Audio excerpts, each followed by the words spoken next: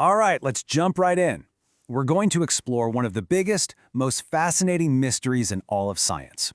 It's about an invisible substance that, believe it or not, makes up most of our universe, and it shapes just about everything we see. So, take a look at this. This chart really puts things into perspective. It shows us how little of the cosmos we actually see. You know, everything we can touch and interact with, every star, planet, galaxy, you, me, all of that is just 5% of what's out there. The other 95%, well, that's where the real mystery begins. And if you zero in on just the matter in the universe, the actual stuff with mass, the picture gets even weirder. A whopping 85% of all the matter that holds the cosmos together is completely invisible. It's like a shadow universe, 5 times more massive than everything we can see combined. Okay, so if we can't see it or touch it or pick it up with any of our instruments, what in the world do we actually know about this cosmic ghost? Here's the most important thing to get your head around. Dark matter is defined by what it doesn't do. It doesn't play with light at all. It's not dark like a piece of coal. It's completely, fundamentally invisible. Light just passes right through it. Its one and only known superpower is gravity. So let's just get this straight. Dark matter is a form of matter. It has mass, and that means it has a gravitational pull.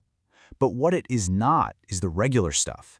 It's not made of protons, neutrons, or electrons, the building blocks of you, me, and the stars. It's a totally different ingredient in the cosmic recipe.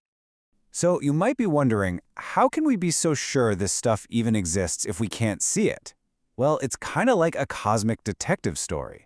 For almost 100 years, astronomers have been following a trail of gravitational clues, and the case they've built is really compelling. The very first clue popped up way back in 1933. An astronomer named Fritz Zwicky was looking at a cluster of galaxies, and he noticed they were zipping around way too fast.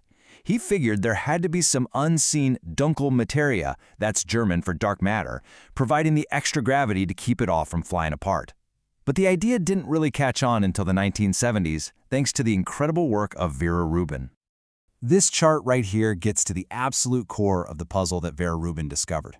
Think about our solar system for a second. The outer planets, like Neptune, move way slower than the inner ones, like Mercury. Makes sense, right? Most of the mass is in the sun. Well, everyone expected galaxies to work the same way, but they don't.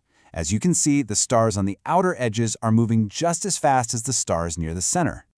Based on the stars and gas we can see, those outer stars should be flung out into deep space. The only thing that explains it, if our laws of gravity are right, is that every galaxy is sitting inside a giant, invisible halo of dark matter. It's like this massive gravitational glue holding the whole thing together. Then came the moment that many scientists call the smoking gun, the bullet cluster. This is what we see when two massive galaxy clusters smash into each other. The normal matter, all that hot gas, collides and slows down right in the middle. But here's the amazing part. By seeing how the gravity from the collision bends light, astronomers could map out where all the mass was. And it wasn't with the gas. It had passed right through the collision like a ghost. The dark matter and the normal matter had literally separated. And the evidence goes back even further, all the way to the birth of the universe. This image is the cosmic microwave background. It's like a baby picture of our cosmos. The tiny temperature differences you see here are the seeds that grew into all the galaxies. And our best models show that to get from that baby picture to the universe we have today, you needed a massive amount of invisible matter acting as a kind of gravitational scaffold for normal matter to build on. Without dark matter, there just wasn't enough time for us to be here. So, with all this evidence, the race is on. If dark matter is made of particles, then right now billions of them are streaming through you, through me, through everything. The huge challenge, of course, is how do you catch one? Well, scientists are basically trying two main strategies. With direct detection, they build these incredibly sensitive detectors and hope to catch the faint ping of a dark matter particle bumping into one of their atoms. Then there's indirect detection, where they use telescopes to scan the skies, looking for things like gamma rays that might be produced when two dark matter particles smash into each other way out in space. But hang on. If this stuff is all around us, why go to such extreme lengths? Why build these things a kilometer deep inside the Earth? It's because the surface of the Earth is incredibly noisy. We're constantly being bombarded by particles from space called cosmic rays, and that would just create a blizzard of false alarms in a sensitive detector. So by going deep underground, scientists use all that rock as a shield. They create this super quiet environment where maybe, just maybe, they can hear the faint whisper of a single dark matter particle. So even with all this incredible effort, the true identity of dark matter is still one of the biggest unsolved mysteries in physics. We haven't found it yet, but we do have a lineup of the usual suspects. For a long time, the leading suspect was something called a WIMP, a weakly interacting massive particle. People really liked this idea because it just sort of naturally popped out of other theories. But we haven't found any. So now scientists are looking at other ideas, like the superlight axion, or maybe even tiny black holes from the dawn of time. And then there's the most radical idea of all. Maybe dark matter doesn't exist, and our theory of gravity is what needs a rewrite.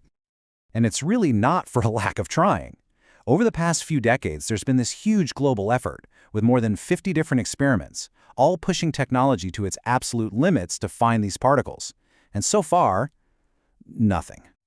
This quote really captures the feeling in the scientific community. The hope is that the universe isn't just split into two separate parts that ignore each other. There has to be some connection, some way for our visible world and the dark world to interact, even if it's incredibly subtle. We just have to be smart enough to find it. So why does this matter so much? Because we aren't just looking for some new particle. We're trying to complete our map of reality. Figuring out what dark matter is means understanding what 85% of the stuff in our universe actually is. The answer could literally rewrite the laws of physics as we know them. And that leaves us with one last, really mind-bending thought. We've been assuming we're just looking for one new particle. But what if the dark universe is just as rich and complex as our own? What if it has its own set of particles, its own forces, a complete shadow reality living alongside us? The search continues.